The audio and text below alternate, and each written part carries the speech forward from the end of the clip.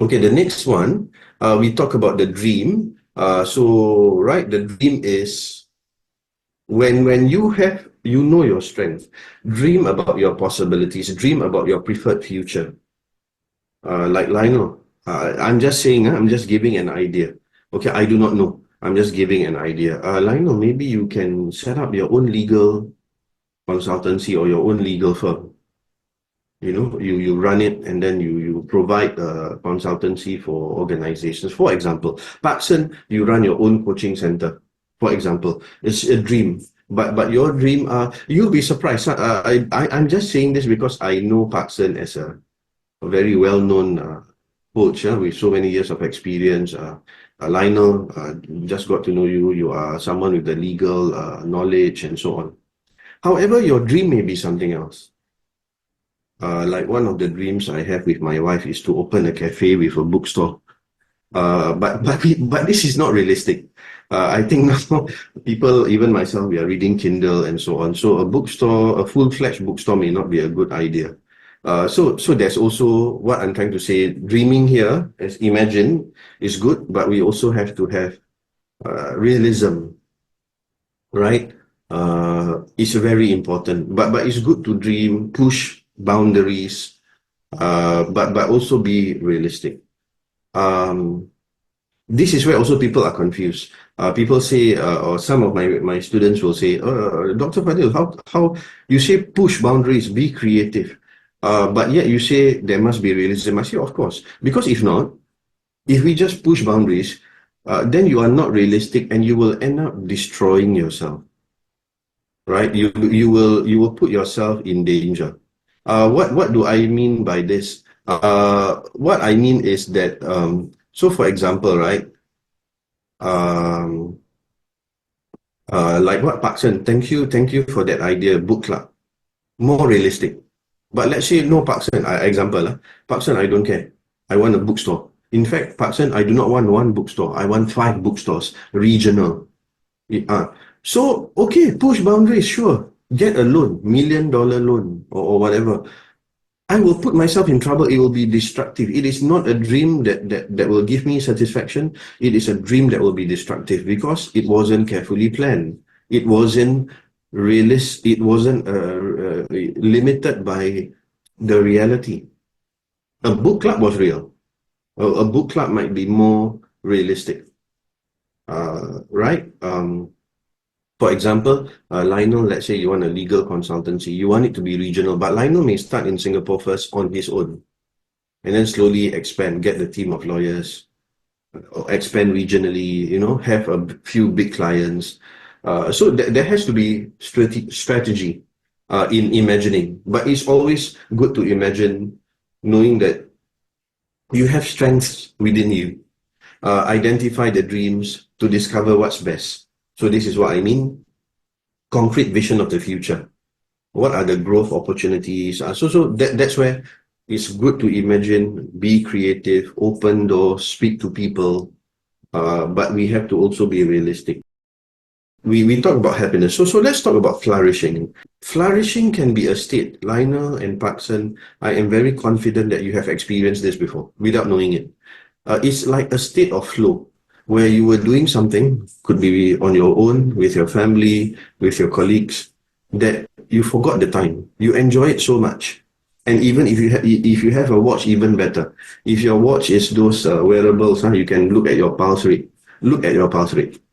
It will fall to 60. It will really fall because we are so calm, so focused in the state of flow.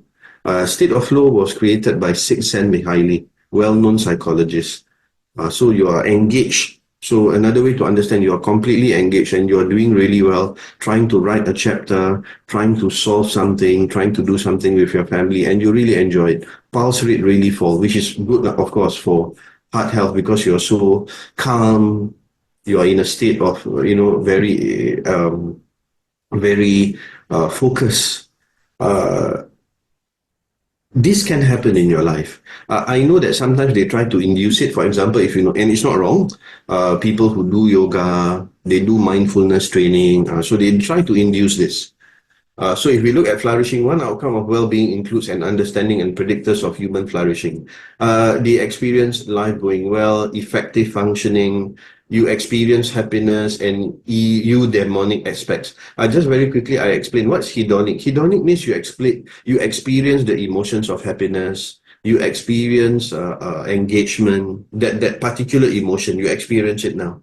I feel very happy now that I am maybe playing uh, some games I play. For example, I play FIFA, the football. I play FIFA on the PlayStation with my son. So engage. Although we are very competitive, but we enjoy it, right?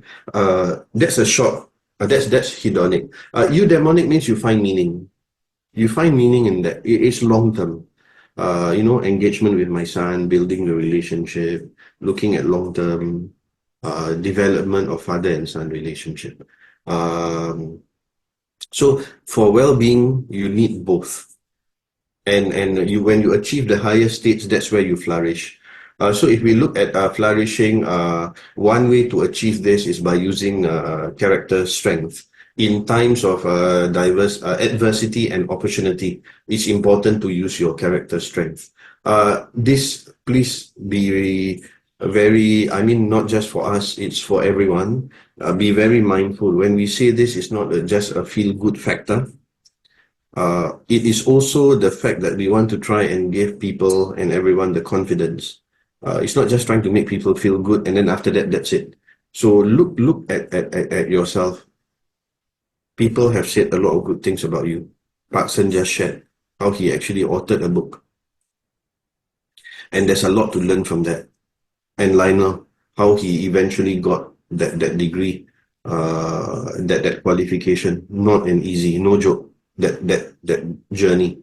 There is adversity, but there's also opportunity, and they achieve their dream or their goals. This is where character strength come into play, because character strength is not a feel-good factor. It is actually inherent in you, in me, some of it to various degrees. If you are interested to find out more detail, you can do the survey. I think must pay a little bit for the report. VIA strength, VIA. So you can look at it. That's by NEMAC, I think. Peterson and Seligman as well. And then they can say, oh, you have this, you have this. It's quite good. It's quite accurate. If you do the survey on your own properly, it's quite accurate. And it will let you realize, okay, I'm good in this. This is where I can contribute best. So flourishing is a concept that creates awareness about positive transformation, being self-aware about what you have in you, right? And promote sustainability. What does it mean by sustainability in your professional lives? It means that, Lionel, I'm sure, please correct me if I'm wrong, I'm sure you will agree, Park Sen. I'm sure that, Park Sen, your book will not be your only book, right? You are now looking at other things to write. Would I be right to say that? Lionel as well. I mean, you are already accomplished as a lawyer, but I'm sure you're looking at clients, you're looking at being a success, making sure that everything is successful. That's sustainability. So it's not just I complete the goal, I'm switched off. That's the point. That is not that situation. And then the last part is ownership. Why do I have this picture? I like this picture because you have to take control. I have to take control of my destiny. Take ownership. Use my strength. Have a dream. Be aware. We combine to create what should be ideal. Our resilience, our discipline, our commitment. Just like what all of you have said during the PhD, I will not lie to you. There were many times I felt like quitting. It's not like I didn't know what I was doing. I knew it. But there are just some tough days where I just felt that I didn't have the stamina to go on, but I did because it's not easy to even start doing it, to even get in. And therefore, if you have a vision, I want to do a book club. I want to do a research, let's say a research reading club, and or maybe Lionel, for example, I'm just giving ideas. I'm not saying this must be your ideas. Lionel may want to start a legal aid for vulnerable communities in Singapore.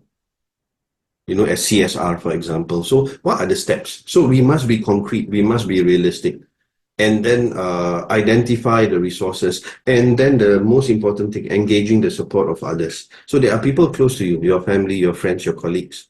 They may have their own strength. How can you get everyone together to achieve this dream? And Lionel and Parkson, this is something, even for me, that you can try with your family or your colleagues. Let's say you are managing a team. You can get them to ask these questions. You can ask these questions to them during a meeting, for example. Describe a high point experience, not in your life, but in this organization, where you were most alive and engaged. And then your staff says, oh, this. And then okay, this project or this particular challenge, this person likes it. Then you know that your team member love challenges. Then you know how to motivate or how to get this person going. So this is some of the things. What are the core factors that give meaning to your life?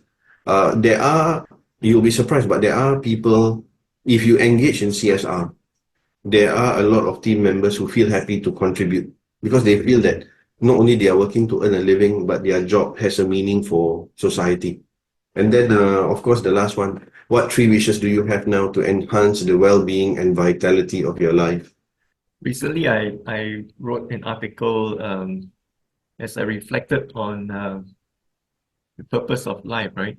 There was a time not too long ago where I actually worked in a travel agency just for 11 months, And, in the travel agency, one of the things that I do was to book hotels, for Singaporeans in Malaysia. And very interestingly, one of the very first questions most Singaporeans ask, when they're inquiring about hotels is, it's not the price. It's not whether it's 5-star, 4-star, or whatever. It's whether they have Wi-Fi. Oh, okay. All right. That's very interesting. Yeah. And then the second question is whether the Wi-Fi is free. Now, when the answer to these questions are yes, then they'll say, okay, how much is it? Okay, but that's not the point. So after 11 months of working in a travel agency, I kind of reached a point where I was really, really tired. I wasn't enjoying the work anymore. It was very hard work. It was, in a sense, rewarding to see people happy. But I wasn't happy because, I felt like it was something, I was doing something going against my core values or maybe my philosophy. I'm not sure which one. I like to serve people, but what I found myself doing was to meet people's wants, right? I want this, I want this. When people are going on a holiday, when, customers, right? Customers always have a lot of wants, right? I want this, and most of all, they want it free, right? And so I find myself meeting people's wants, and that really made me very unhappy.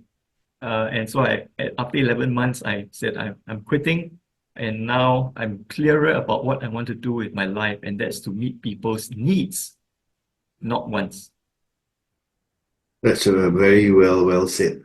And that experience has allowed you to be aware of your strength and a vision that you want, a philosophy of sorts. Very nice. Lionel, any last thoughts to share? Yeah, I think maybe for me now, I kind of have a better understanding of how what makes me tick in work or outside of work, and I think there's a common theme which is kind of it is helping people, specific individuals, and then giving advice or guiding them through difficult situations in their life or issues that they have.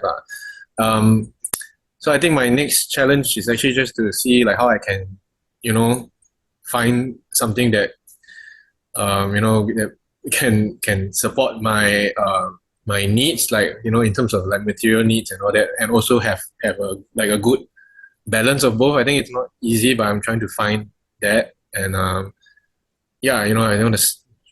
think it will help me to feel better in my life. It's not just about it's not just about the material stuff as well. It's just about Sustainable, more meaning. your Yeah, happiness, yeah, sustainable, yeah, and Yeah. and you really experience flourishing. So with that, thank you for being here, and please reach out if you feel that I can help. Thank you very much. That comes.